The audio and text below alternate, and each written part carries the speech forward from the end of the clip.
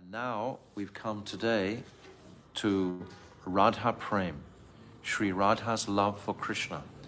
All the gopis' attraction and attachment for Brajendranandan and Shyam Sundar is actually originating in the heart of Sri Radhika. So Mahaprabhu has heard about Kanta Prem, and we've been discussing the various stages of Kanta Prem. As we've been discussing all the way through, the stages of the sadhak's journey.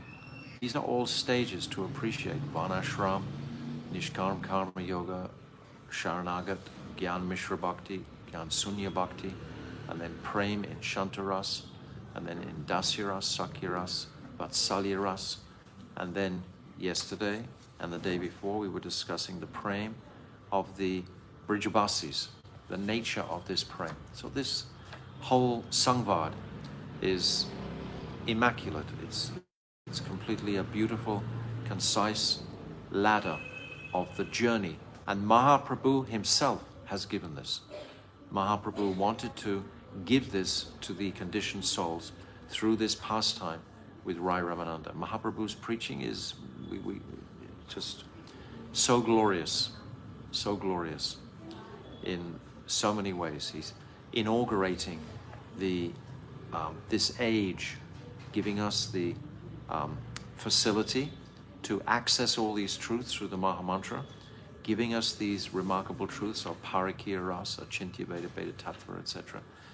Giving just so much.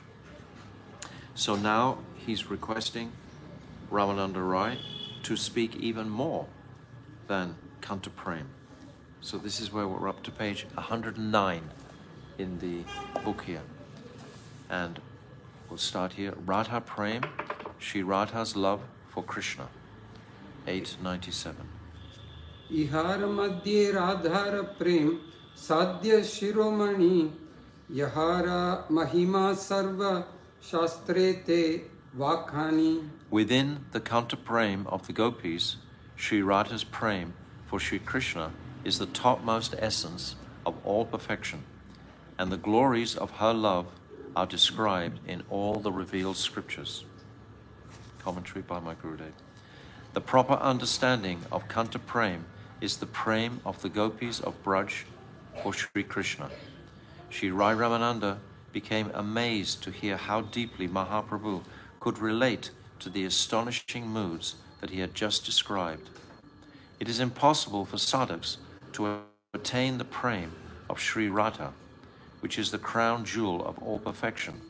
However, in the stage of perfection, the jiva becomes qualified for the highest mood of Krishna Prem, love for Sri Krishna, which is subservient to and follows the loving moods of Sri Radhika. In the stage of practice or sadhana, the jiva must practice under the guidance of Sri Radhika's female companions. This is in Sakhi Bhav, or Sakhis, and it's got in brackets here, this is called Manjari Bhav, but actually this is not completely correct. I don't know how the editors put this together and so on. Radharani's female companions here are called Sakhis. So we are in the Anugatya of the Sakhis, but the Manjaris are following the moods of these Sakhis, but the gift that Mahaprabhu is bestowing is Manjari Bhav. But there's a distinction here.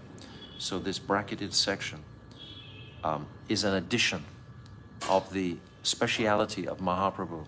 He's not giving Sakhi Bhav. Mahaprabhu is not giving Sakhi Bhav. Neither is Rai Ramananda. Neither is Swarup Damodar. But Rupa Goswami is carrying that gift. He's opened that gift as Rupa Manjari, and all our Guru Varga are all carrying this gift of Manjari Bhav. So there's some distinction here. Uddhav witnessed these moods of Sri Radha, and we can also observe them in the life and character of Sriman Mahaprabhu. Only Uddhav came from Mathura into Braj. No one else had the adhikar or were directed by Krishna into Braj except Uddhav, so that Uddhav could broadcast the Braja Prem that he witnessed in Braj, because Krishna knew that nobody would believe him if he spoke, just like he's telling Arjuna to proclaim these truths. And he's wanting Uddhav to become educated in this Kanta Prem so that Uddhav can go to Dwarka and enlighten them about the speciality of Braj Prem. He wants to glorify and bring out the speciality of Braja Prem. Mahaprabhu tasted the moods of Sri Radha in both her separation from Sri Krishna and her meeting with him. So Mahaprabhu is practically most of the time in Vipralamba Bhav, and he has very little time spent in meeting, in actually meeting Krishna directly. It's described that sometimes in the Jagannath Baladev garden that Krishna appears for a moment, and there's a beautiful fragrance of from his personality. But this is very, very rare. Most of the time, Mahaprabhu is in a mood of Vipralamba Bhav. But when he meets, these transcendental ecstasies of Sattvika Bhav that he exhibits manifest. But this is very rare in his pastime. So most of it is separation as Mahaprabhu, and in meeting, it's very rare. But in meeting in Navadvip, when they perform the kirtan in Srivasangam, my Gurudev has described that the ras there that Mahaprabhu is tasting internally is the meeting with as Radha with Krishna in that Sankirtan ras. But this isn't overt, so to speak. It's an internal taste that Mahaprabhu is experiencing. So 898. Yata Radha Priya Vishnu Tasya Kundam Priyam Tata Sarva Gopeshu Saivaika Vishnur Atyanta Vallabha. Just as Sri Radha is most dear to Sri Krishna, her lake, Radha Kund, is also exceedingly dear to him. Among all the gopis, Sri Radha is Krishna Chandra's most dearly beloved. Commentary. When the treasured daughter of Sri Vrishabhanu Maharaj, Sri Radha, enters into man, jealous anger, and when being unable to break that anger, Sri Krishna is defeated, he goes to Radhakund because he accepts her lake to be Sri Radha herself. Hoping to gain Srimati Radhika's merciful glance, he performs austerities to fulfill his heart's desires, and finally Radhakund indeed answers his prayer. There's a beautiful pastime that one time all the gopis were in Radhakund and they were bathing Krishna. Krishna was on a bed, and all the gopis were as if performing abhishek to Krishna. And especially Sri Radhika, they were all pouring water on his chest and so on. Then suddenly, Radha sees her reflection in the broad chest of Sri Krishna, and she suddenly thinks, this is Chandravali. In her heightened ecstasy, she thinks her own reflection is Chandravali, because just that morning, Krishna practically got hijacked by Chandravali, and the Manjaris managed to bring him to Radhakund. So this was in Radhika's mind, and she's seeing her reflection in his chest, and she goes into such a high state of man, she storms off, and she storms into a kunj, and all the Sakis run trying to pacify her, because Krishna is in such a satisfied mood with the abhishek that the gopis were performing. But none of the Sakis can pacify her man. Even Punamasi comes to try. They bring her. Vrindadevi comes and tries to pass. No one can pacify. The Manjaris themselves, they're trying to pacify Radhika's man. Radhika is saying to the Sakis, did you see that other woman right in front of me? That Chandravali, she came and boldly try to embrace Krishna's chest. Radhika's man can't be broken at this time. No one can break it. Krishna comes in, tries with all his heart to pacify her man. He can't. Eventually he has to come out of that kunj. And then eventually he realizes this man is so intense, so high. What am I going to do? And he's sitting on the bank of Radhakund now. This whole pastime is happening in Radhakund, like it's describing here. And then Krishna decides Radhakund and Srimati Radhika are the same. They're non-different. So I will serve this kund to appease Sri Radhika. So he takes a broom and he begins to clean the outside of Radhakund. And the manjaris, they immediately run in and tell Sri Radhika what Krishna is doing. So when Sri Radhika hears this seva that Krishna is directly performing to her kund, her heart melts. Only that activity is going to melt her heart. And then her man breaks. She tells the manjaris, you can tell Krishna he can come in now. So Krishna, he demonstrates his affection for Radhakund on a number of occasions, so many occasions.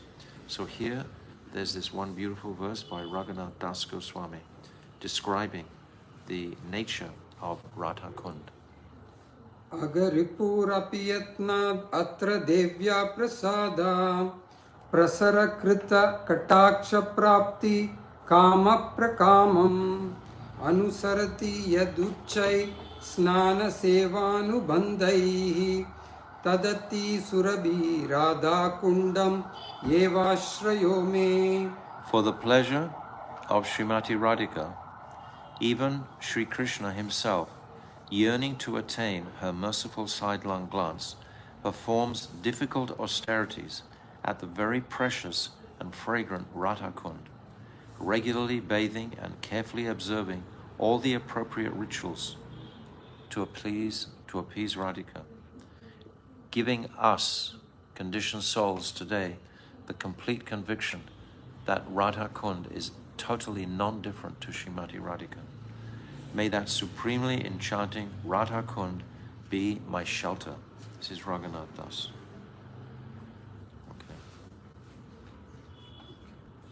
Okay. 899.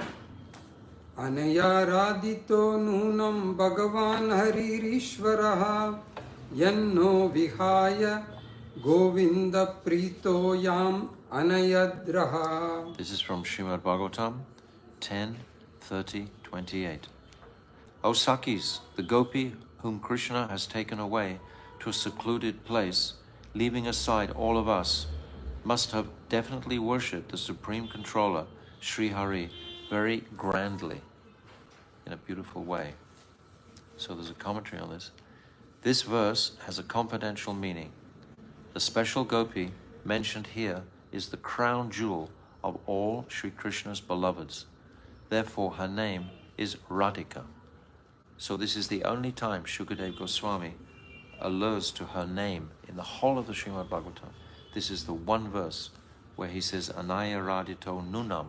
So this Aradhito is referencing Radha. It's the only place in all of the Bhagavatam where he's directly referencing Radha.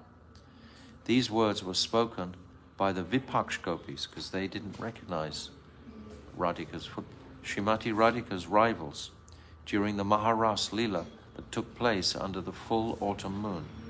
This verse firmly proves the super excellence of Srimati Radhika's prema. At the time of the Ras Leela, Sri Krishna performed a vast variety of loving pastimes with the Braj Gopis, which caused them to experience such pleasure that they became proud of their good fortune. So the Vipaksh Gopis, they don't recognize, when they find Radhika's footprints, they don't recognize that this special gopi is actually Radhika. The Swapaksh Gopis, they appreciate that this is Radhika, but the Vipaksh Gopis have no idea who this special gopi is. Furthermore, Radhika fell into a jealous pout when she noticed that while Sri Krishna was dancing and singing amorously with her, displaying a variety of poses, he was doing the very same with the other gopis. Thus, to pacify Sri Radhika's anger, and to check the other gopis' false pride in their good fortune, Sri Krishna disappeared from the Ras Leela, taking Radhika with him. But actually, we know that Radhika separated first, and then Krishna followed after that. So it's written differently here, I don't know why. As Sri Radha and Krishna were moving from one secluded kunj to another, Sri Radhika's footprints left special marks in the sand. Beneath the big toe on the right foot was a barleycorn. Beneath the second toe was a wheel. Below this was an umbrella, and underneath that was a bangle. In between the big toe and the second toe was a long vertical line reaching down to the middle of her foot. Under the middle toe was a lotus flower, beneath which was a flag. Below this flag was a creeper, which bore one flower. Beneath the mount of the little toe was an elephant goad, and on the heel was a half moon. On the left footprint there was a conch shell at the base of the big toe, and under this was a club. On the mount of the little toe was an altar, below which there was an earring, and below this a spear. Below the second, third, fourth, and little toes were mountains, underneath which was a chariot, and on the heel a fish. Similarly, Krishna's footprints also left their characteristic marks in the sand: flag, thunderbolt, elephant goad, lotus, etc. Then there's a verse here from the Bhagavatam. Padani vyaktam etani nandasunor mahatmanah lakshante hi dvajamboja vajrankusha yavadibihi. This is from Bhagavatam 10, 30, 25. It's a very wonderful meditation for the devotees to remember and view the lotus feet of Sri Radha and Sri Shyamsundar, and also Sachinandan Gaurahari, Nityananda, etc., to become familiar with the glorious markings on their lotus feet. Very easy to access this. We'll put a file up on the WhatsApp thread so you can immerse yourselves in these meditations on her lotus feet. Seeing the footprints, the gopis spoke among themselves. Without a doubt, these footprints belong to the most illustrious son of Nanda Maharaj, Sri Shyamsundar, because the marks of a flag, lotus, thunderbolt, elephant goad, barley corn, and so forth are clearly seen. Sri Radha herself was unaware of her own footprints. Under the cover of a very dense grove of trees, Sri Shyamsundar appeased the angry Radha by decorating her and performing other services. We understand when Radhika goes in Man, she's giving the opportunity to Krishna to perform seva. Seva is the symptom of that love. And when Krishna has the opportunity to pacify Radhika's Man, he's very happy to do that. So Radhika is knowing his satisfaction at pacifying her Man, so she deliberately goes into this Man to please Krishna. That's the reason she goes into Man. Radhika doesn't do anything except to please Krishna. Every atom of her existence is only to bring pleasure to Krishna. Her Man is also to bring pleasure to Krishna. By so doing, he managed to pacify her Man, which was extremely strong and difficult to curb. Not being able to see Sri Krishna once he had disappeared from the Ras, the other gopis became extremely distressed, as if their lives had left them. One minute they were dancing with the most wonderful personality in existence and receiving so much mercy from him, and the next second they were left helplessly alone without him. So their devastating separation mood was extreme at this point. They began searching for Sri Krishna everywhere. After some time they saw his footprints and also noticed that next to them were the footprints of a lady. Seeing them, the rival Vipaksh gopis said to each other, "Just as a she-elephant accompanies her beloved king of elephants, similarly that greatly fortunate girl walked away with Nandanandan, Shamsundar, keeping her hand on his shoulder. Who is she? The Vipaksh gopis didn't know. She must definitely have worshipped the omnipotent Bhagavan Sri Hari very grandly, because her worship has pleased him so much that our beloved Sri Shamsundar has taken her away to a solitary place, leaving all of us behind. So this is the verse, Anayaradito Nunam, that we're referencing here. The Svapaksh gopis, Sri Radha's group, could recognize that these were the footprints of their Sakhi Sri Radha, and although this fact made them blossom with happiness, they did not manifest any emotions outwardly, because the other groups of gopis, Vipaksh, those who are opposed to her, Tatashta, those who are neutral, and Surit, those who are friendly, were also present.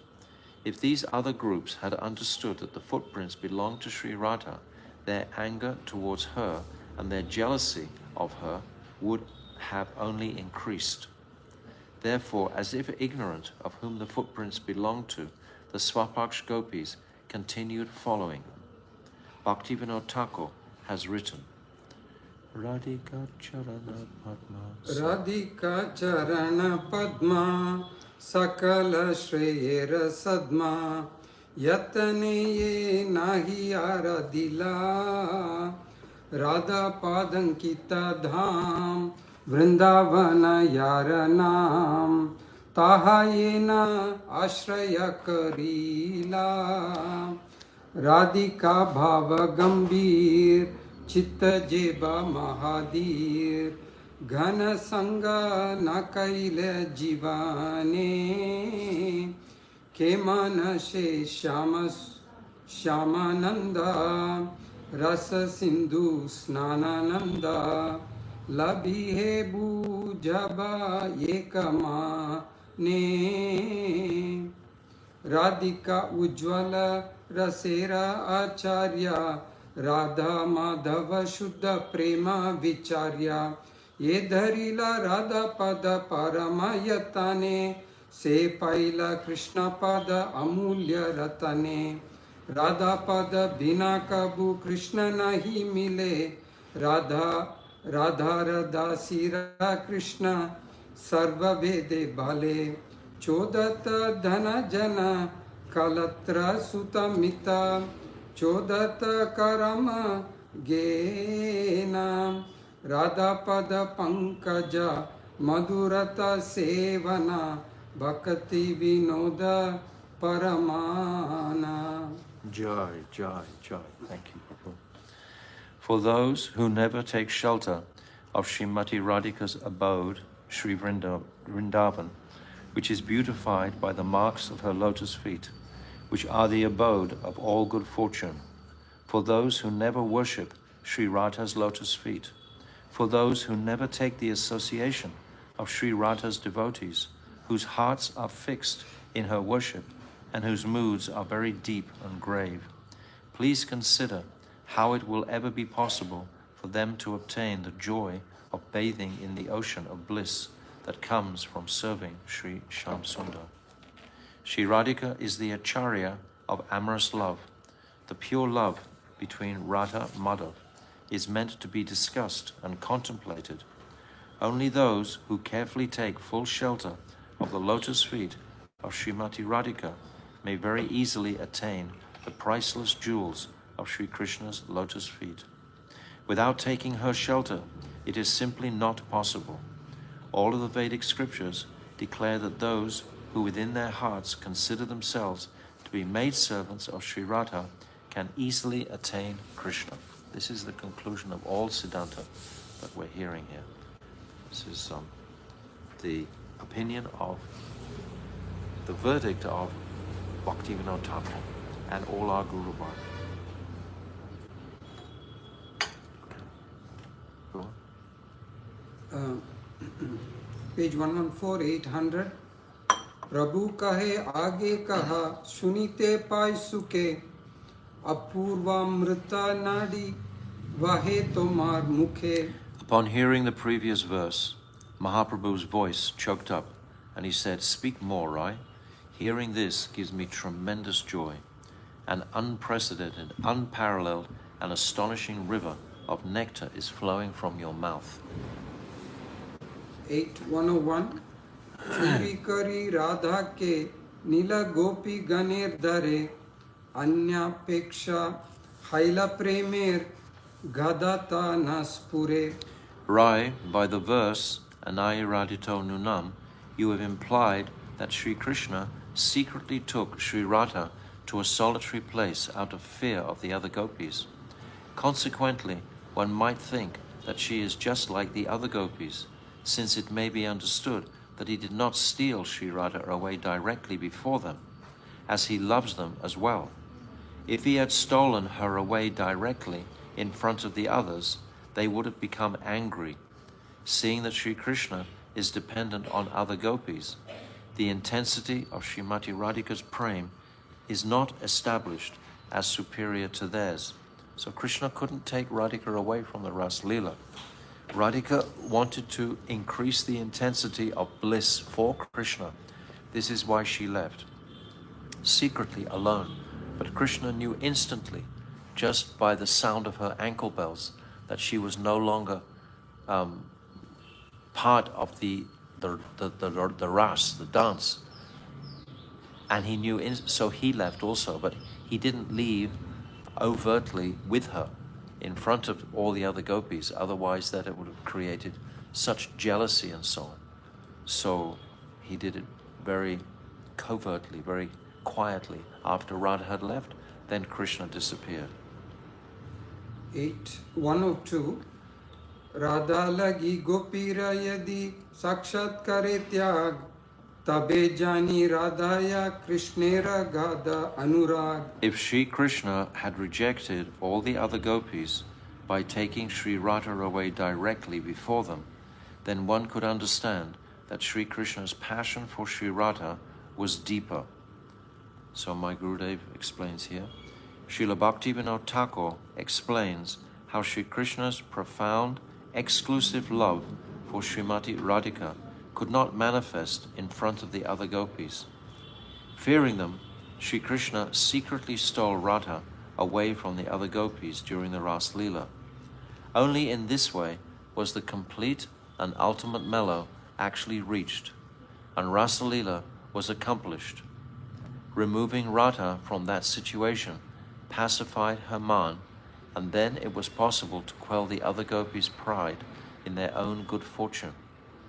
In addition, it enabled the other gopis' hearts to come together in a sweet way, mitigating all differences between them. So many things were accomplished by this act of Radhika disappearing, for the desire for the intensity and sweetness and speciality of this Ras Leela pastime to manifest to its very, very highest possible zenith.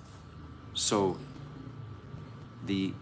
all the different, the Swapaksh, Vipaksh, Tatashta Surit, they could all collectively focus their allegiance to Sri Radhika. So this was attained by Sri Radhika disappearing. Sriman Mahaprabhu concealed the depths of Radha's prema, and he raised a doubt concerning Sri Krishna's love for her. Without this question, it would otherwise have been impossible to establish the full glories of Radha's prema. The conceptual streams originating from our worshipable Goswamis regarding their disappearance from Ras Leela are herewith presented. So there's two presentations here. Number one, when both Aradhika, the worshipper, or Sri Radha, and Aradhaya, the worshipped, or Sri Krishna, disappeared from the arena of Ras Leela, the gopis of Sri Radha's group could not at first understand that their mistress and Sri Krishna had disappeared together. Therefore, at the same time that the other gopis began to search for Sri Krishna, the gopis of Radha's group also began looking for their mistress. So the Swapaksh was searching for Radha. They were not sure whether she had departed with Shyamasundar or had left separately. So that's one consideration. And the second, once they began to search, the Svapaksh gopis, the gopis of Radha's group, then observed her set of footprints, which they immediately understood as Sri Radha's, because they had received the good fortune of serving her lotus feet. This put all of their doubts to rest, and thus Sri Radha...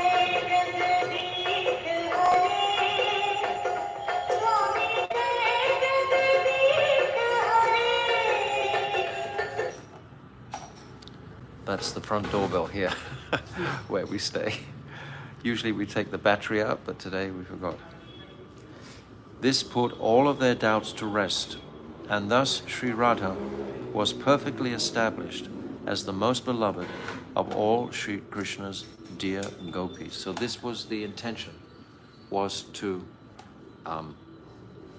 establish Sri Radhika as the queen of the Ras, the uncontested queen of the Ras Leela. This was the whole arrangement by Radha and Krishna to establish this. And it goes further, because when Radha and Krishna disappeared and walked together, then Krishna arranged for the Sakhis, as we've spoken before, just to find Radhika and to witness the height of her separation. So when they witnessed her total distressful condition of separation, then all the gopis, the Vipaksh, the Surit, and the Tatashta, could acknowledge that her separation was certainly the highest. So this chapter is titled Radha Prem, Sri Radha's love for Krishna. So Radhika is being glorified here specifically. It was Mahaprabhu's intention here that Sri Ramananda should further explain the super excellence of the glories of Radha's Prem. Okay. 8, 1 of 3. Rai kahe tabhe shuna premera mahima trijagate Radha premer nahi ka upama. Sri Ramananda Rai said, now listen to the glories of Radha's Prem. There is nothing superior to her Prem within the three worlds. This is what Mahaprabhu wanted to hear. 8, 1 of 4. Gopi ganera rasa nritya mandali chadiya Radha chahi vane fire vilapa kariya. Sri Krishna left the other gopis in the dancing arena. Lamenting over Sri Radha's disappearance, he began searching through the forest. He began wandering through the forest in search of her. Commentary now by my Gurudev. With great expertise, Sri Rai Ramananda refuted Sriman Mahaprabhu's objection, saying, O Lord, in the Saradiya Ras, Sri Krishna secretly took Sri Radha away from the other gopis in order to associate with her alone. That is true. Furthermore, it is an established and likewise proven fact that Sri Krishna also remains dependent on the other gopis. But we do not always find this to be the case. The Vaishnava poet Sri Jayadev has conclusively proved this in his description of Vasant Ras Leela, which took place in the springtime at Govardhan. Because in Vasant Ras Leela, only selected gopis were there. Ras Leela started with countless millions of gopis being present. Suddenly, Sri Krishna noticed that Rajeshwari, Sri Radha, the presiding goddess of Ras Leela, was no longer present. That very instant, he abandoned the Ras Leela arena and, lamenting with a saddened heart, he ran from forest to forest, searching for her everywhere.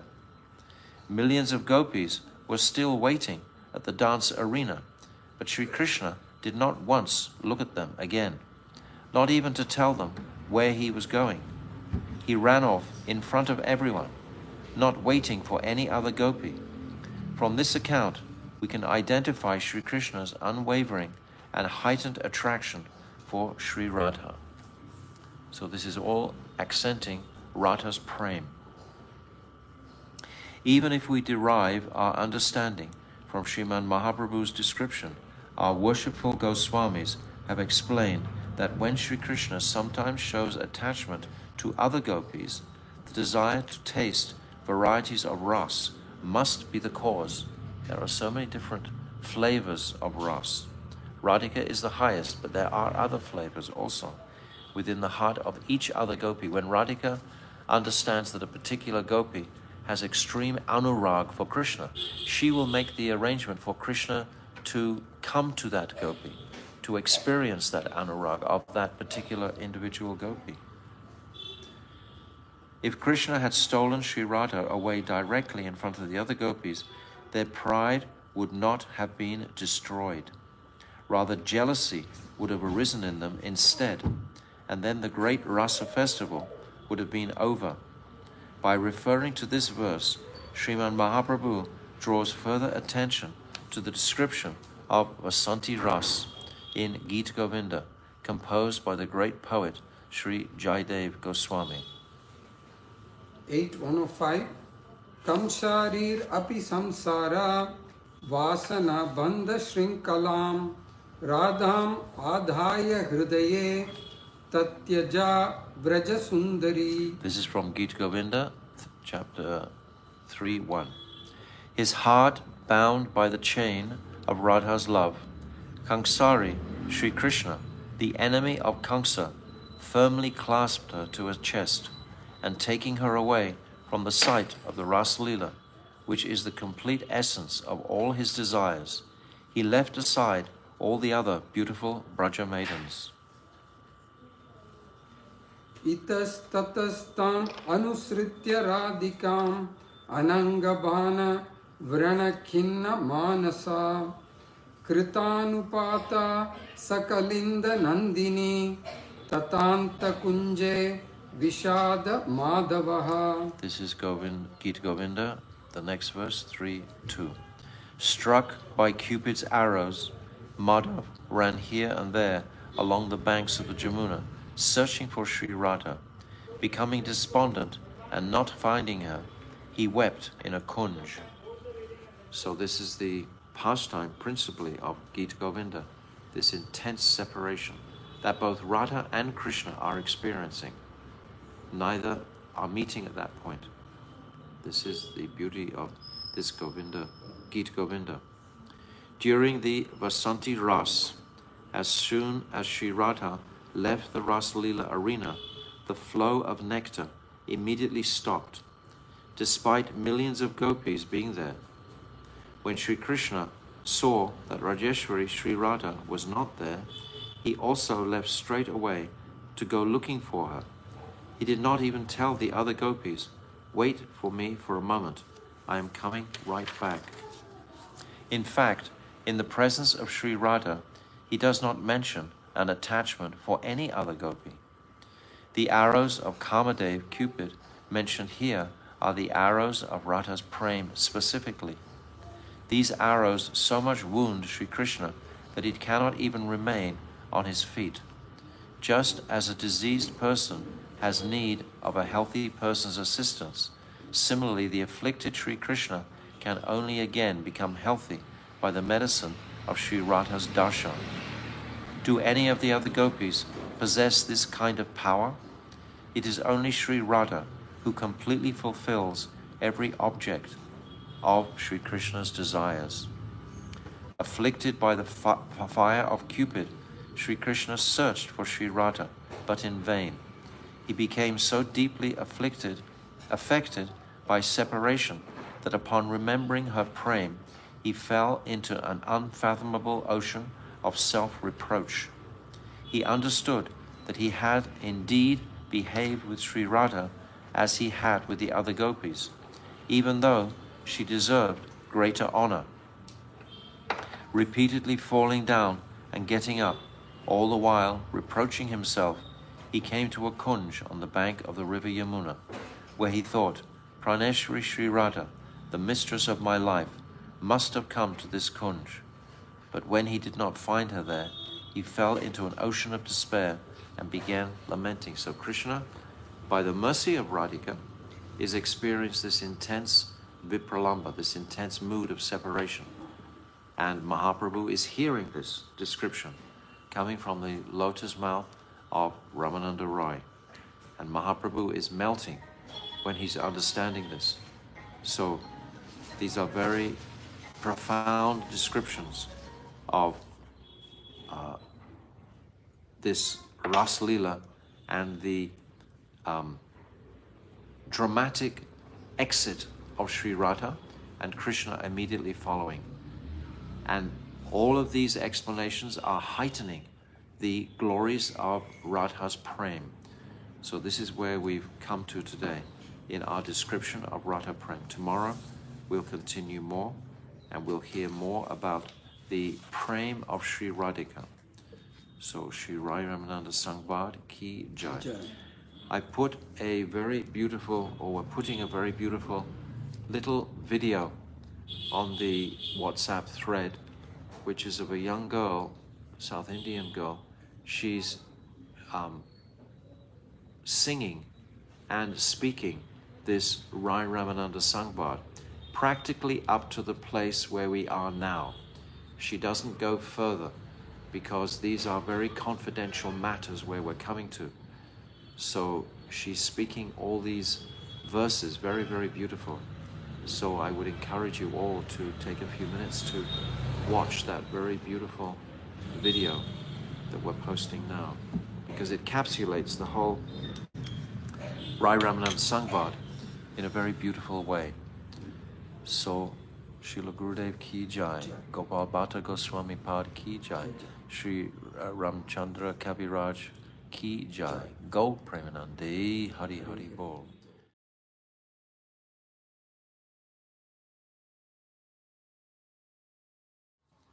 So, we're discussing this nectar topic of Radha's prem for Krishna. We've already come through, we've come through a sequence. Rai Ramananda, or Mahaprabhu we can say, who is guiding the tongue of Ramananda Rai for our benefit, has asked, what is the ultimate sadhya? How can we begin to perform our sadhan if we don't know what is the sadhya? Without understanding clearly which way and direction, what is our destination, why should you feel enthusiastic to practice? The abhideya is the means, the method, and the sambandha is the relationship. The prayojan is most important to understand before we can even begin. What is going to give us the incentive to move forward? I've often given the example, like in Upadeshamrita, we should read the 11th verse first, describing the glories of Radha Kund and ultimately Manjari Bhav. This is what this Upadeshamrita is guiding us to. Therefore, I can practice with enthusiasm Vacho Vegam, Manasakroda Vegam, Atyahara Prayasaschara, etc. I can fully dedicate myself to that because I know where I'm going. I know what it is that I'm trying to design.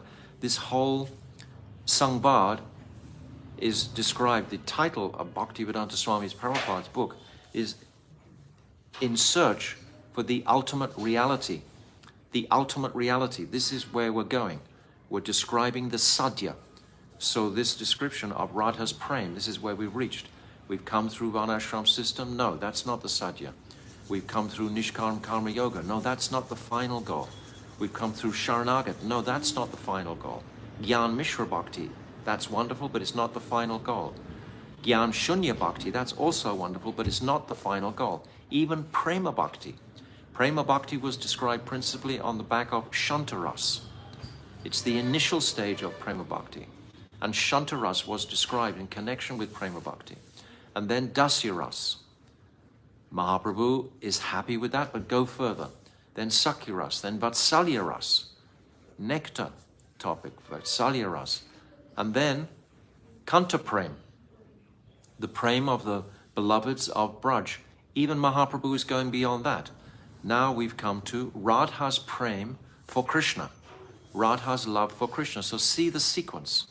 See the step by step, beautifully chalked out by Mahaprabhu in his compassionate mood to bestow these conceptions, these highest conceptions, on the conditioned jiva at this particular time, in the darkest age of Kali Yuga, in the 7th Manvantara, after 5,000 years after Krishna.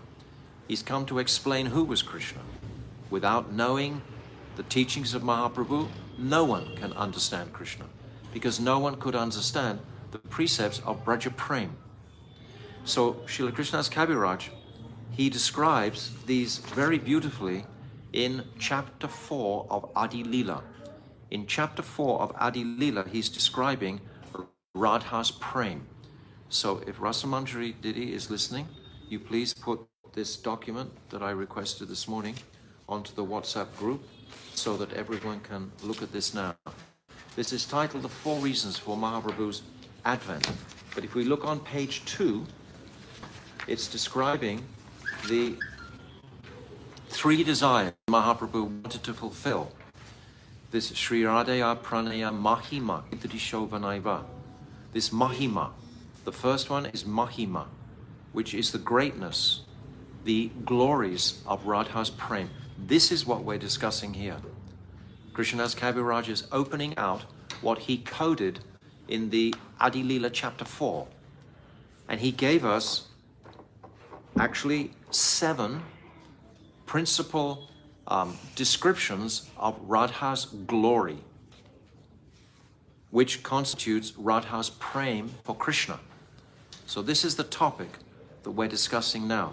So if you look at this document on page 2, what is the glory of Radha's love? And the glory of her love immediately comes to mind is this Prem Vaichitya at Prem Sarovar, when she's sitting on Krishna's lap and Madhumangal chases the bumblebee away with a stick, comes back and says, Madhusudan has gone away forever. Radhika immediately goes into the highest state of Vipralamba Bhav while she's sitting on Krishna's lap. So this is the glory of Radha's Prem. This is the topic of this chapter, the glories of Radha's Prem. And then the first proposition or first reason that Krishnadas Kaviraj gives is Krishna is full of spiritual truth and joy, but Radha makes him mad. Krishna is full of spiritual truth and joy, but Radhika eclipses that, goes further. This is the Mahima, the greatness of her Prem. And then 2 is the strength of Radha's love overwhelms Krishna. The effulgence of Sri Radhika's energy, this Shakti, overwhelms Krishna. Krishna is Shaktiman. Radha Purna Shakti. What is that? Radha Purna Shaktiman. Radha Purna Shakti. Krishna Purna Shaktiman. E dui vastu hoite. Shastra Praman. Shakti and Shaktiman are the same, yet still Shakti controls Krishna. And this is what we're going to read about here.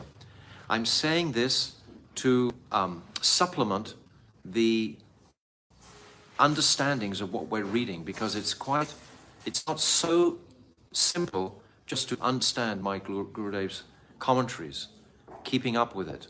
But if we've appreciated this Adi Lila chapter 4 and the truths that Krishnadas Kaviraj has already enunciated, then it'll become a lot easier for us to understand the following verses of this chapter.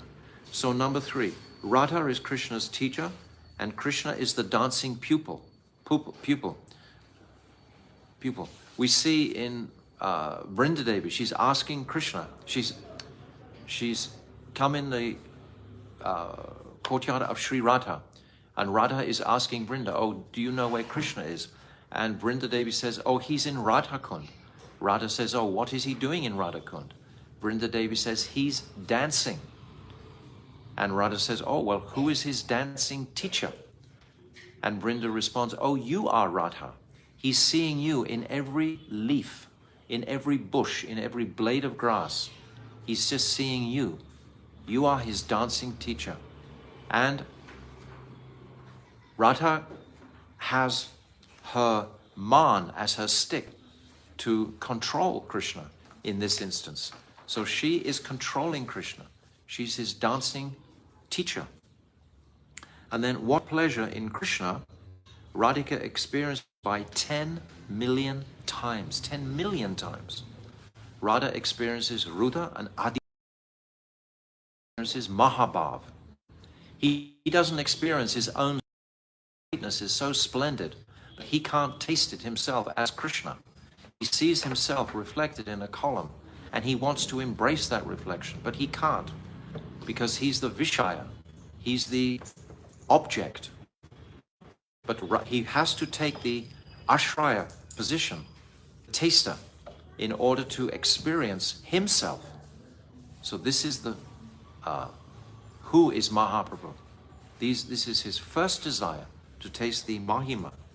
Then Krishna is the abode of contradiction, like it's described in Prema Vivart. It's twisting. Love is very twisting. And Radha is full of similar contradictions. Radha's right up there. She's completely as contradictory as Krishna. She will challenge Krishna's contradictions. And Krishna adores that. He loves it. Radha's love is all-pervading, and there's no room to expand. Still, it does expand. It's achintya bhav. Without appreciating this achintya bhav, nothing can be comprehended. Bhaktivinoda Thakur says that if we can't understand, if we can't accept achintya, bounded by the mind, achintya is beyond the mental ability to comprehend. It's achintya, it's beyond conception. And number 7, nothing is greater than her love, and totally devoid of pride. I love this one. Totally devoid of pride, which is a sign of greatness. This is humility. Prem and humility, we've said many times, are synonymous.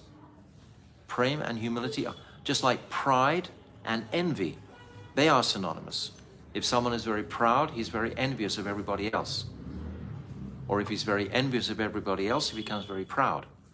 And humility and prem are synonymous. So Krishna is thinking, my mind races to taste Radha's love. So this is like an overview, more or less, of what we're discussing here in Sri Radha's love for Krishna. This is Radha's prem, not Radha Tattva. We're going to come to Radha Tattva after Krishna Tattva. Radha's prem is what we've just described. This is her prem that controls Krishna. So we're reading from page 118 today. And we've come to verse... By the way, just a footnote here. Don't make a big deal about it. But if you look in your Chaitanya Charitamrita to see the translation, they've actually omitted a verse in compiling this book, verse 90, which was for some reason or other omitted, like a typo. So ye yata mam prapadyante, this verse is not in this Rai Ramananda Sangvar. That was verse 90. So as a consequence of that, all of these verses are one behind. If you look at verse 107, it's verse 108 in the Chaitanya Charitamrita. So just don't be confused about that if you look at that. So now we're on verse 107. Ye dui shlokera artha vicharile jani vicharite ute yena amritera khani. Sriman Mahaprabhu pondered the meaning of these two verses and understood that they were a reservoir of nectar. Anaya radito nunam Bhagavan Hare Ishvara, this verse, when the gopis are searching for Krishna, and this Naparyeham Nirabadya Samyujam, this verse. He was pondering these two absolute nectar verses, repeatedly chewing them. He began to taste ambrosia, cup after cup. He was drinking the sweetness of these two verses. 108. Satakoti gopi sange rasa vilas tar madhye ekamurtye rahe radha pash. Sri Ramananda Rai continued, Sri Krishna performed the Rasa Leela with millions of gopis, and in their midst he stayed with Sri Radha's side. He stayed by Sri Radha's side with one of his forms, but actually it's the same form. This is what I was trying to research in the original Chaitanya Charitamrita. It's actually this, because we've just described already that Krishna is described as being like a torch that is spinning very, very quickly.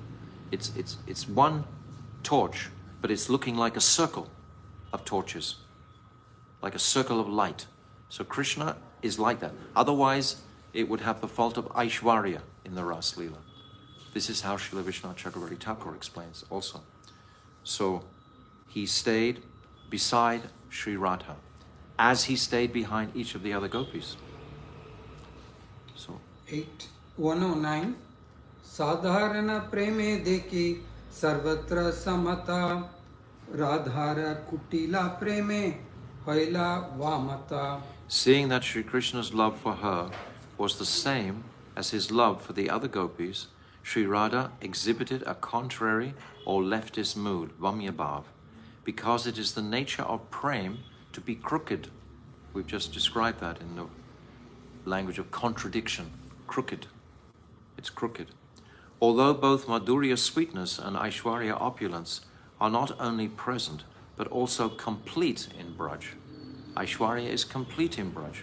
We imagine so much Aishwarya in Vaikuntha, but the Aishwarya in Braj is even more than that.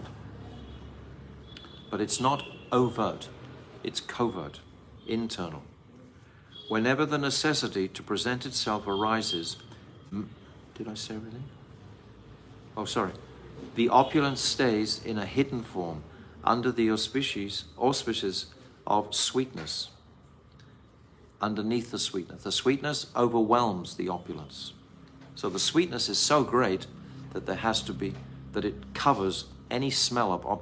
My Gurudev gave the example of a boiling 200 liters of milk boiling. Every now and again a blade of grass comes to the surface and then gets submerged again. So the Aishwarya is like that. It immediately gets submerged by so much Madhurya. Understand this conception clearly. Whenever the necessity to present itself arises, majesty manifests to serve Sri Krishna. So majesty is there, Aishwarya is there. In other words, this dancing in a circle, that's Aishwarya. It's achintya. It's beyond human comprehension. It's not Nara Leela. And yet everything in Braj is Nara Leela. Therefore, the immensity of the Madhurya sweetness submerges that conception in anyone's vision, any of the gopis. They don't see like that. So it's covered. Whenever the necessity to present itself arises, majesty manifests to serve Sri Krishna. Opulence cannot abandon him. It's part of his being. He is the Supreme Personality of Godhead. At the same time, he's full of sweetness. He's both. When millions of gopis gathered for the Ras festival, Aishwarya Murti, the personification of opulence, Yogamaya, manifest millions of forms of Sri Krishna. But we understand from Vishwanath Chakravarti and from my Gurudev that Krishna wasn't actually expanding in a way of multiplying himself. He wasn't doing, like in Dwarka, he marries 16,000 queens, all at the same time. He marries 108 previous, but the 16,000, he marries all simultaneously. He has different forms, and he's doing different activities in each palace. Narad, he describes this. He's going from palace to palace. In some palaces, Krishna's taking some prasad. In other palaces, he's reclining and the wife is fanning him. In other palaces, he's playing chess or something. So in each palace, he's doing something. So it's a different form. But this is not like that here. That's complete Aishwarya. This Aishwarya form is just beyond that. It's a single Krishna, Brajendrananda, and he's dancing so far, we can't comprehend it. But this is the tattva. However, the power of his own Aishwarya Shakti prevented he himself from realizing this fact. Krishna is Sarvagya, we said yesterday, and Mugdata. Mugdata means he doesn't know he's the Supreme Lord. Sarva Gyan, Sarva, all Gyan. He's fully knowledgeable. At the same time, he's Mugdata. This is Achintya. Both moving and stationary at the same time. If we chant Hare Krishna, if we practice this Krishna, we can assimilate this and appreciate it and not understand it, but accept it. The devotees can accept these high conceptions very easily, simply by the power of the Hare Krishna mantra. If you're not chanting, if you're not performing devotional service, you'll just say, oh, this is nonsense, I can't understand that. Someone's exaggerating or something. You won't appreciate the deep significance of it.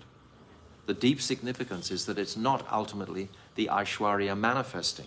It's submerged by the Madhurya. Yet at the same time, the Aishwarya is there to allow Krishna to circle those millions. Actually, Vishwanath Chakravarti Thakur says billions. He says 300 billion. And Krishna is dancing with every single one of them. Single Krishna.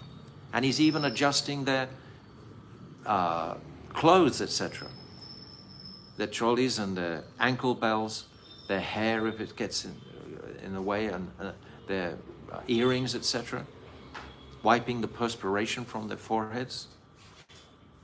So it's remarkable, but it's inconceivable. However, the power of his own Aishwarya Shakti prevented he himself from realizing this fact, because he's Mugdata. Every gopi thought that Sri Krishna was there with her exclusively. He was going so fast, they all thought he was there exclusively. If Sri Krishna, the very form of fully condensed ecstasy, were right there next to oneself, then why would one look to see what another gopi was doing?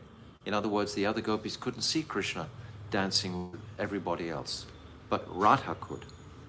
Suddenly, Sri Radha glanced at another gopi and realized that Sri Krishna was with her also. And she also noticed him with all the other gopis.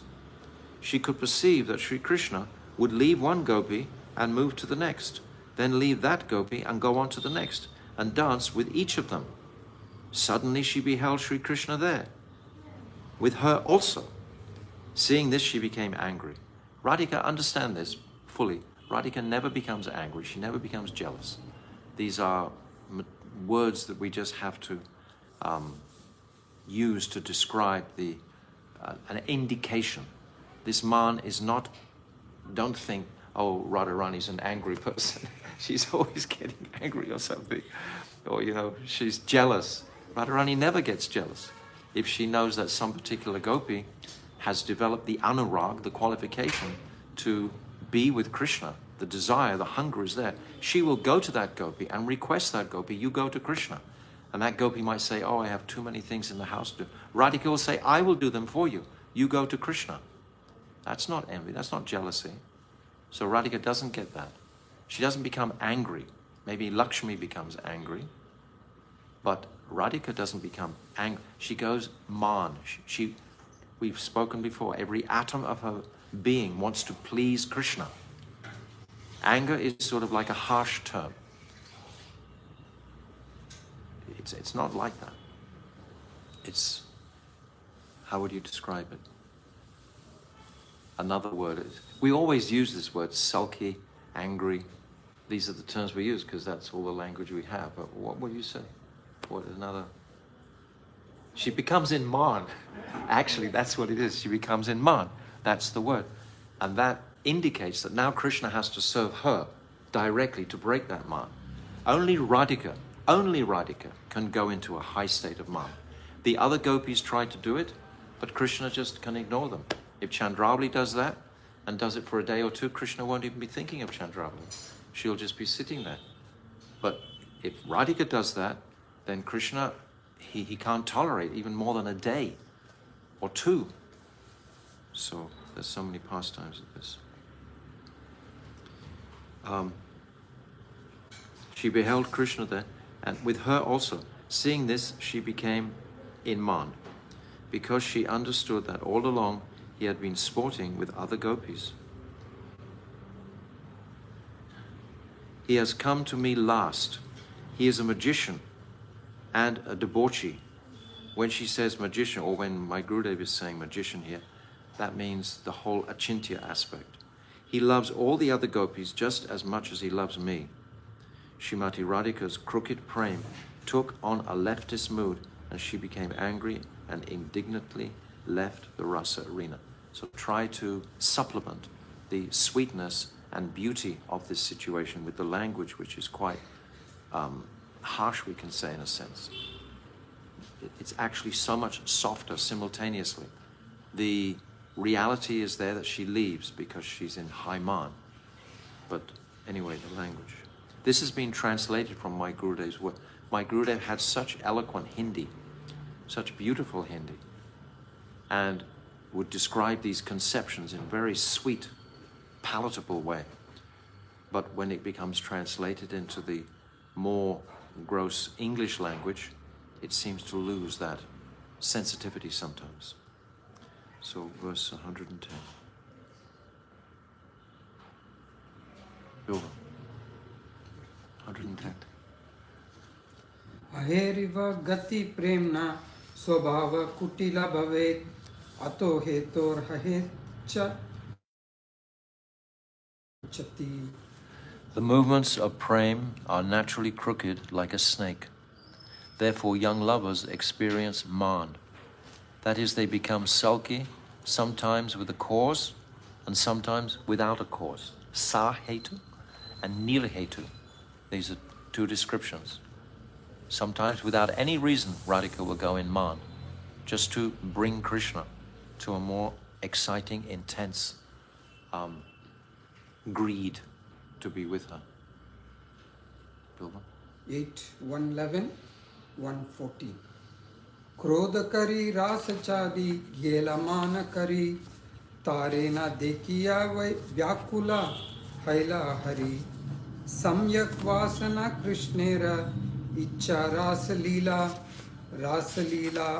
vasanate radhika shrinkala taha vina rasa lila nahi tar chitte mandali chadiya gela Radha anveshite itastata brahmi kana Radha na paana vishada karena kama bane kinna hana.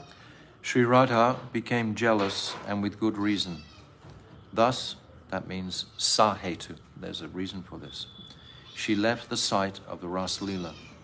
Sri Hari experienced extreme distress at not seeing her.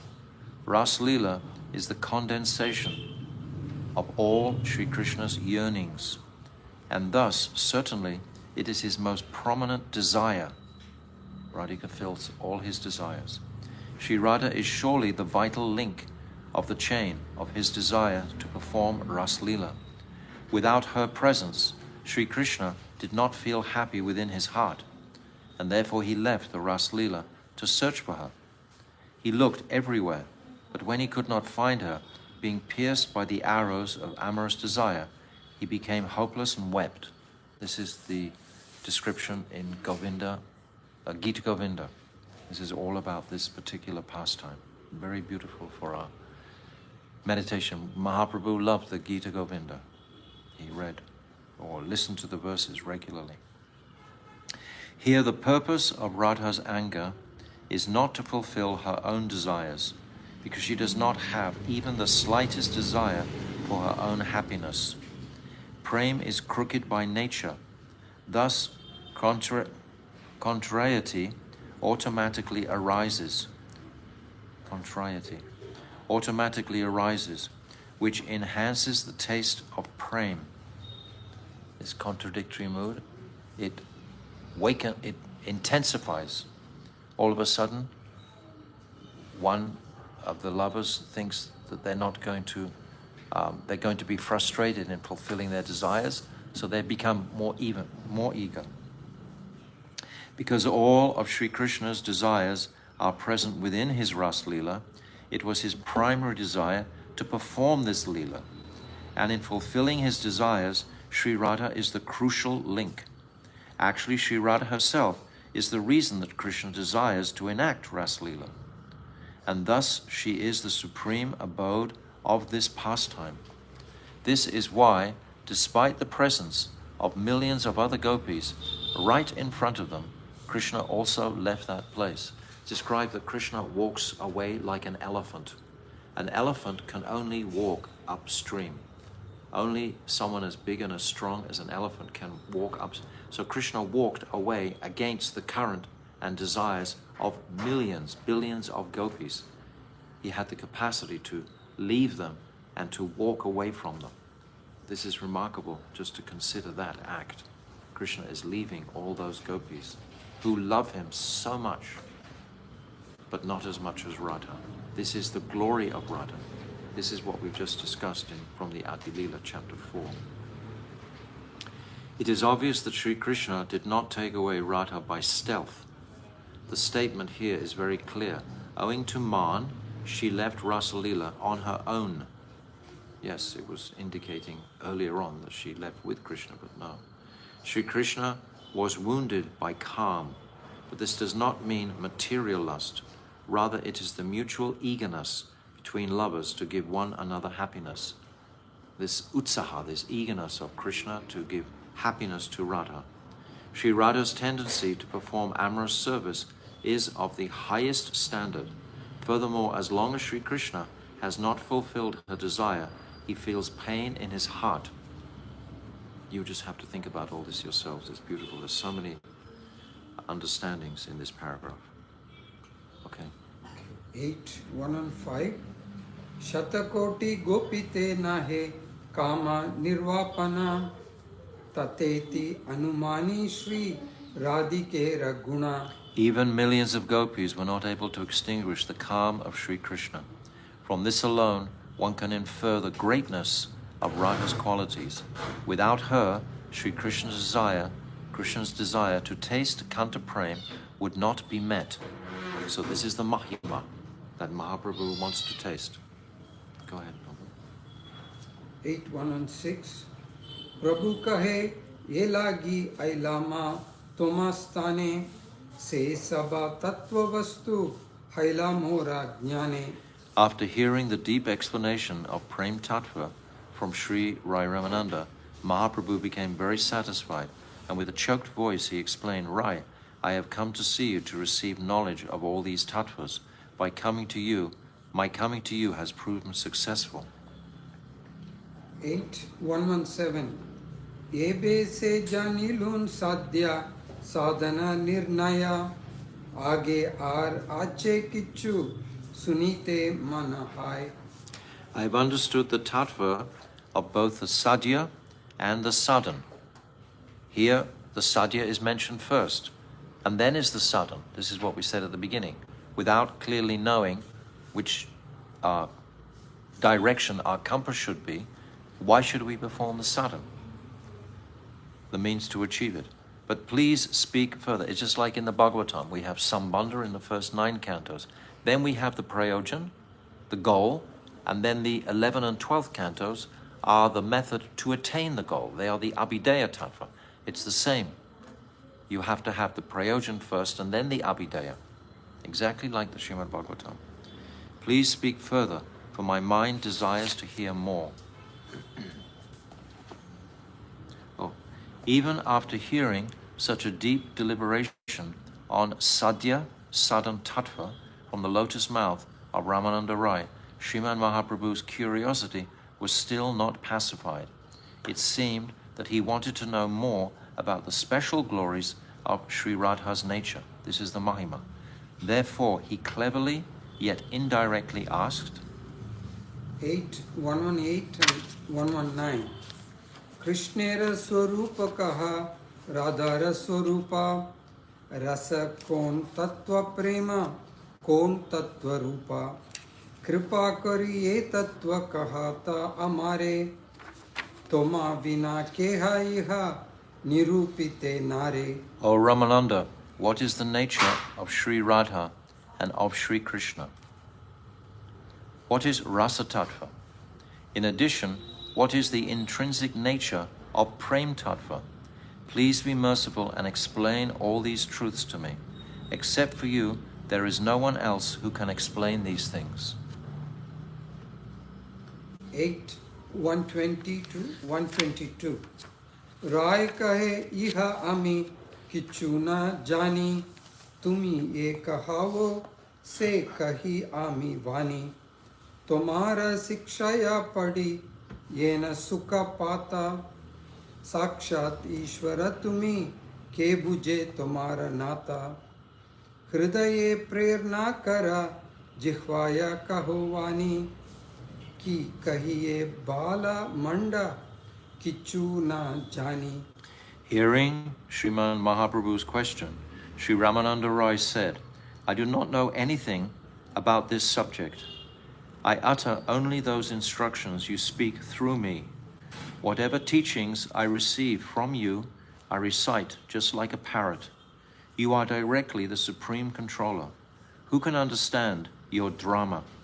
My tongue will vibrate those very same instructions you have inspired within my heart as the Supersoul.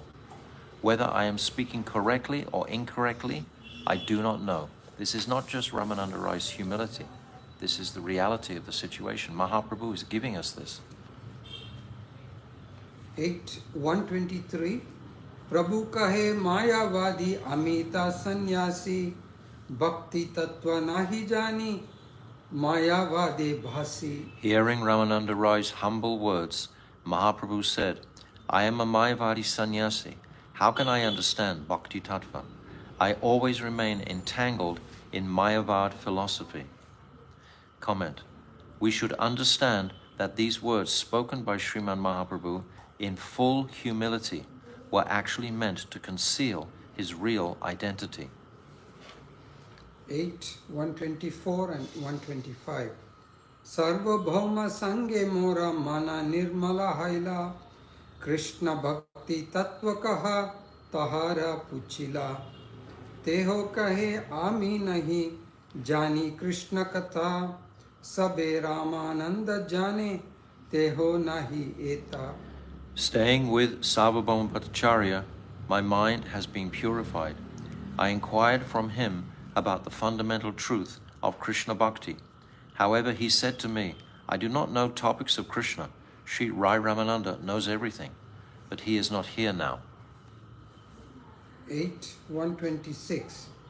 Tumara thani aila na tumara mahima shuniya, tumi more stuti kara sannyasi janiya. O Ramananda Rai, hearing of your glories, I have come to you, but understanding me to be a sannyasi, you began to praise me. 127. Kiba vipra kiba nyasi shudra kena nai, ye Krishna tattva veta se guru hai. Whether or not one is a brahmana, a sannyasi, or a shudra, if one knows Krishna tattva, he in reality is guru. My Gurudev's comments here.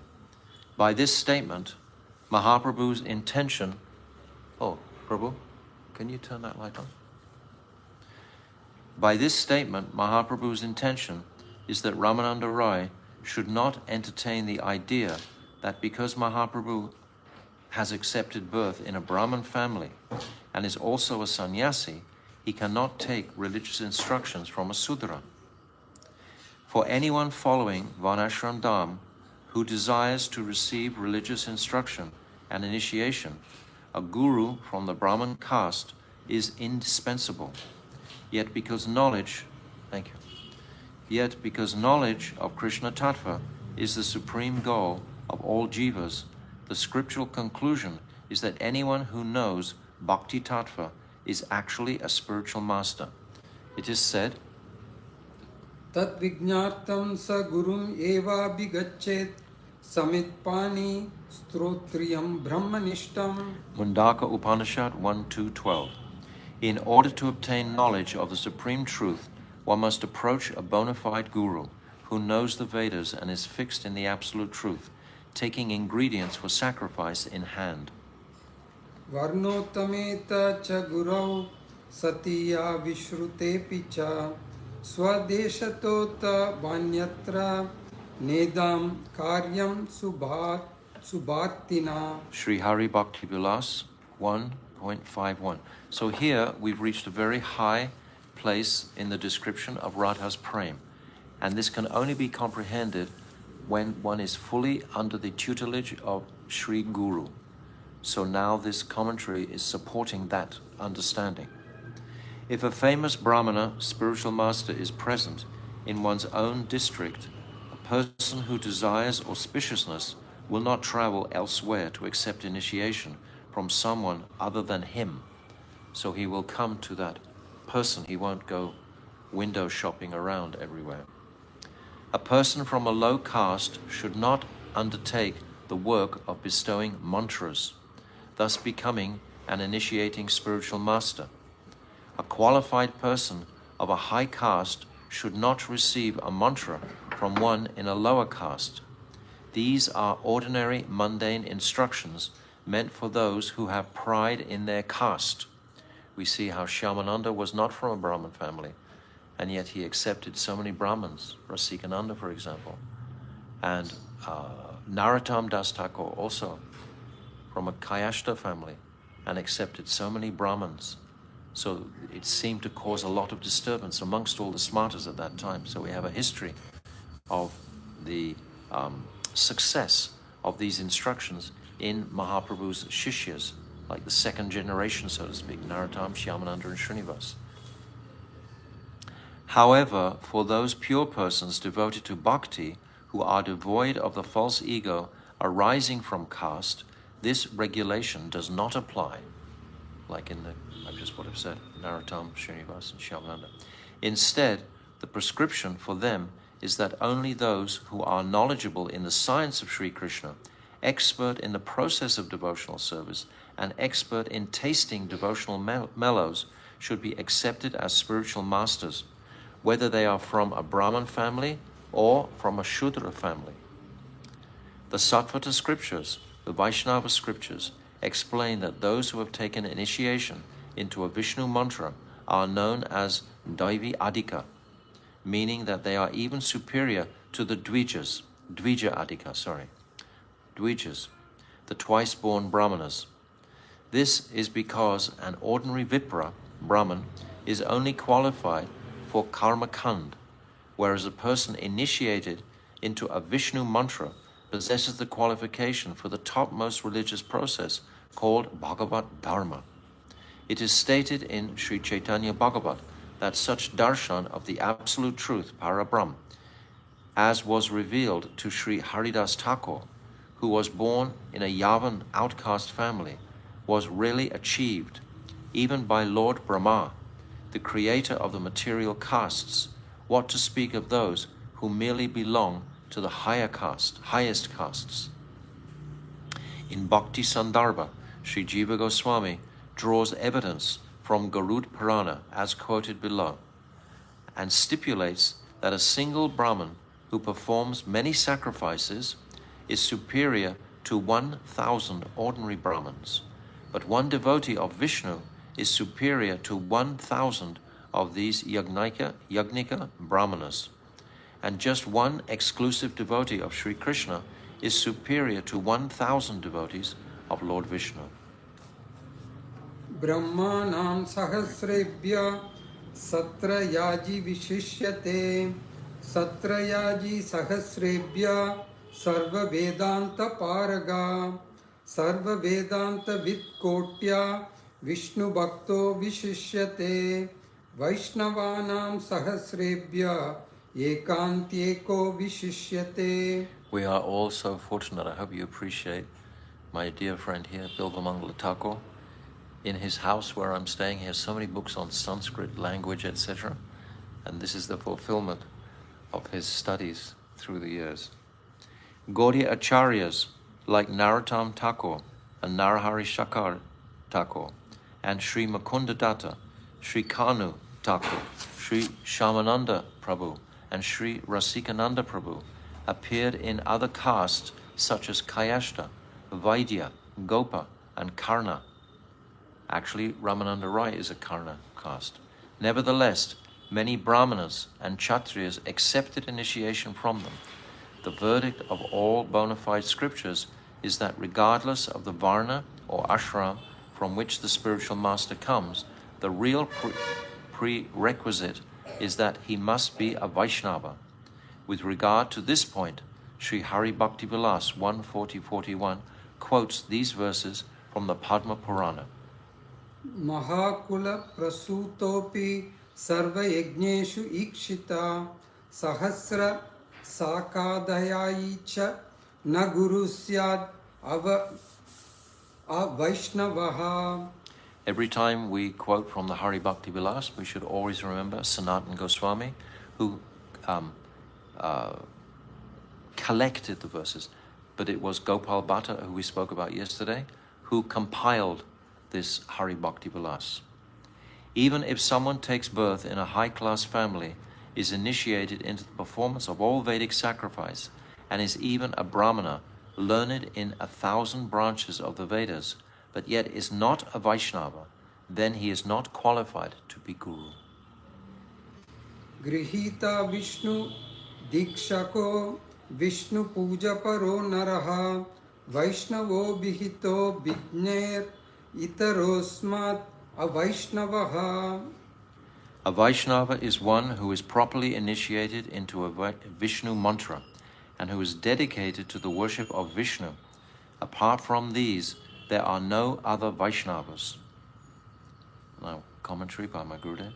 To be properly initiated into the chanting of a Vishnu mantra signifies that the practitioner must have a connection with and receive the mantra from a genuine guru in a bona fide and unbroken disciplic succession or sampradaya.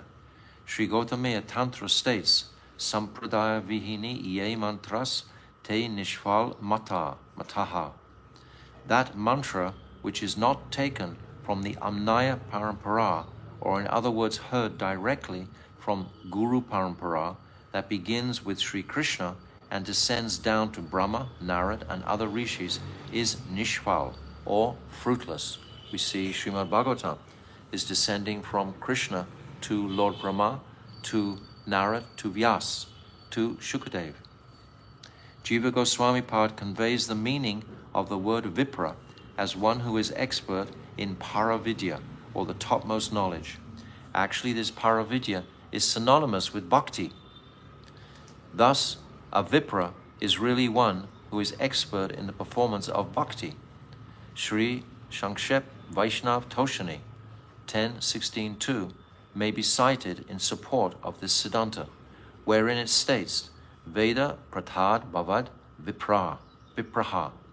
One who recites the Vedas in terms is termed a Vipra.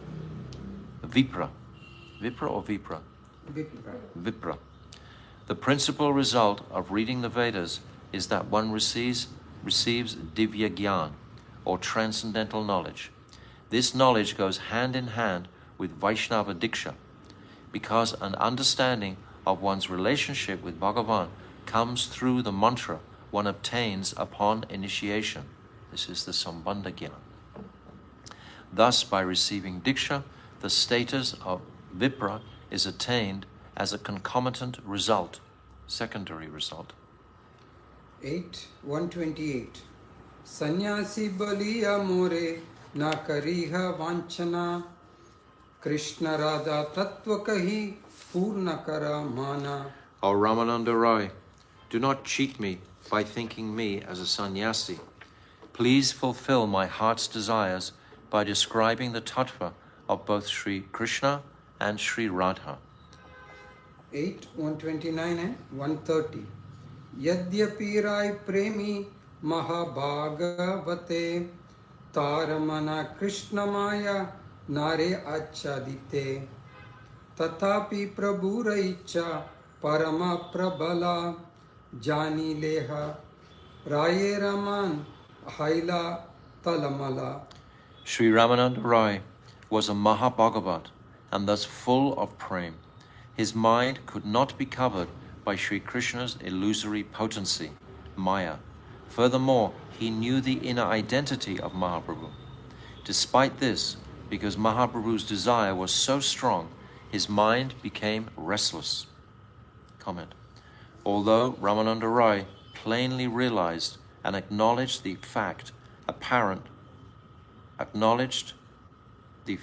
apparent fact that the form of Sri Chaitanya Mahaprabhu present before him was none other than Bhagavan. Nevertheless, by the influence of Sri Chaitanya Mahaprabhu's intense desire, he forgot this fact. Sri Ramananda Rai then answered this question. It was the strong desire of Mahaprabhu that Sri Ramananda Rai should give a comprehensive presentation of every tattva. Mahaprabhu wants to place this in the ether during this conversation for posterity, for us. 8, 131 and 132. Rai kahe ami nata tumi shutradhara ye mata nachavo se mata chahi nachibara mora jihva vina yantra tumi vinadhari tomara mane ye utte tahai uchari.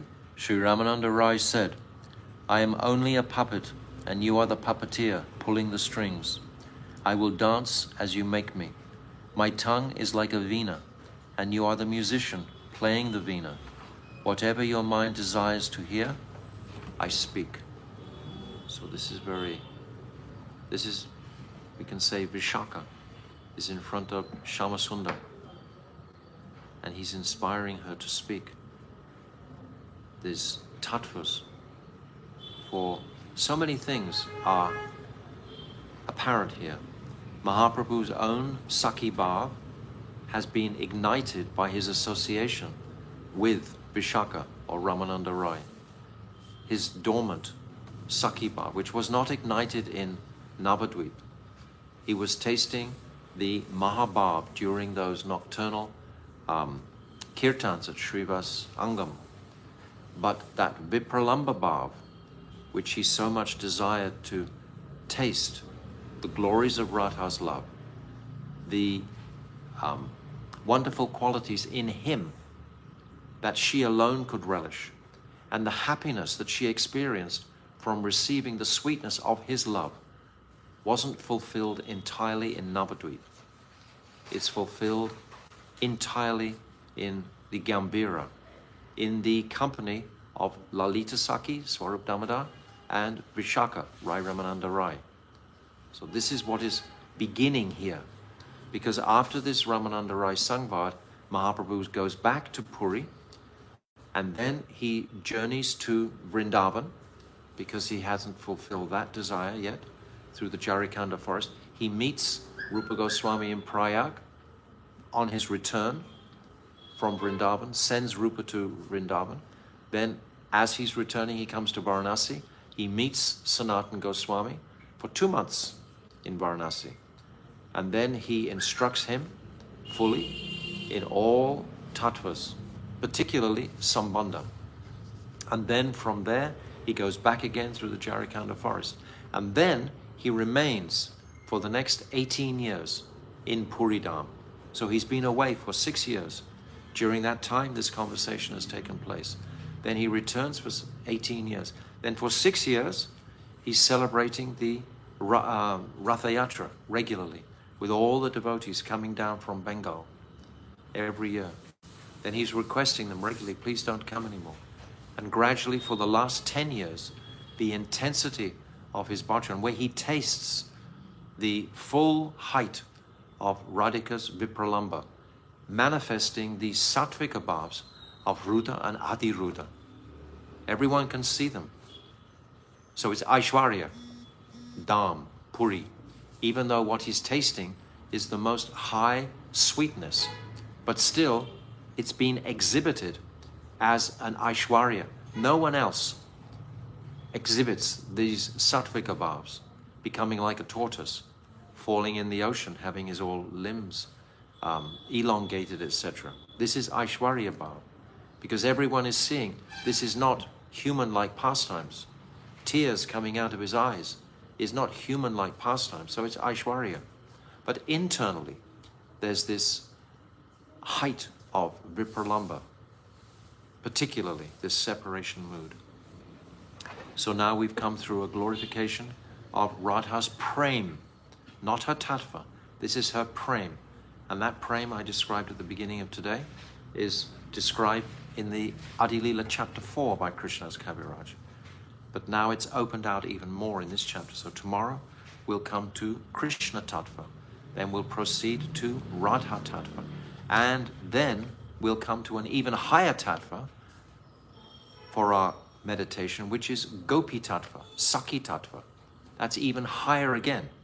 So see the beautiful sequence and steps that we're traveling through. We have to see this structure to catch it. We have to see how it's progressing, just like in Srimad Bhagavatam, like in Upadeshamrit, like even Damodarastakam. These 8 prayers are consecutively becoming higher and higher, ending in Radha Bhav, starting in Namameshwaram Sat Chidananda Rupam, glorifying the great qualities of Krishna in an Aishwarya mood, Tattva, culminating in Radha mood. So all of these have sequence for us. We're coming from these lower stages of that's what sadhana bhakti is about.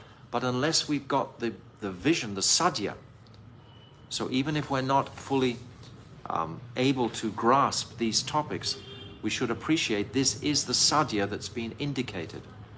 So it behooves me to try to appreciate this sadhya if I'm going to become inspired to perform the abhideya, the process, the sadhana.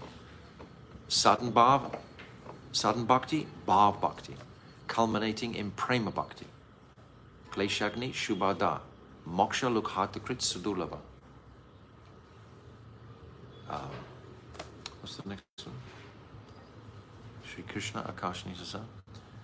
Surasatva Visheshatma. Shri Krishna Akashani Sasa. This is prema bhakti. So these 3 stages. So we are trying to appreciate the sadhya at this point. The sadhan actually is going to be described in the questions at the end. In the questions at the end that Mahaprabhu asks Ramananda Rai, how can I attain this? What is the sadhan to achieve this sadhya? The sadhya is not varnashram. It's not nishkam kam. It's not sharanagati. That's not the sadhya. It's not gyan mishra bhakti. It's not gyan shunya. It's not even prem in shantaras. Brahma bhuta prasad. It's not that. It's not dasya, sakya, vatsalya even. And the kanta prem, that's not the ultimate sadhya. The ultimate sadhya is going to be to serve the gopis, because it's by their mercy, through the gopis, particularly through the manjaris, that we will be fully satisfied. This Unnata Ujjvala Ras is being tasted by Radha and Krishna, and this Svabhakti Shriyam is service to that mood. So all of these truths are being unpacked in this one conversation. So it's very, very powerful, very special. Sri Ramananda Rai Sangvad Ki Jai. Gaur Premanande. Hari Hari Bol. Hare Krishna, Krishna Krishna, Hare Hare, Hare Rama, Rama Rama, Hare Hare, Hare Krishna, Krishna Krishna, Hare Hare, Hare Rama, Rama Rama, Hare Hare, Hare Krishna, Krishna Krishna, Hare Hare, Hare Rama, Rama Rama, Hare Hare. Gaura Hari Bol, Hari Bol, Hari Bol, Gaura Hari Bol. Nitai Gaura Hari Bol, Hari Bol, Hari Bol, Gaura Hari Bol. Go Premanande, Hari Hari Bol. Vanchakalpa Tarubhyascha, Kripa Sindhuveva Patidanam Pavnibhyo, Vaishnavebhyo, Namo Namaha.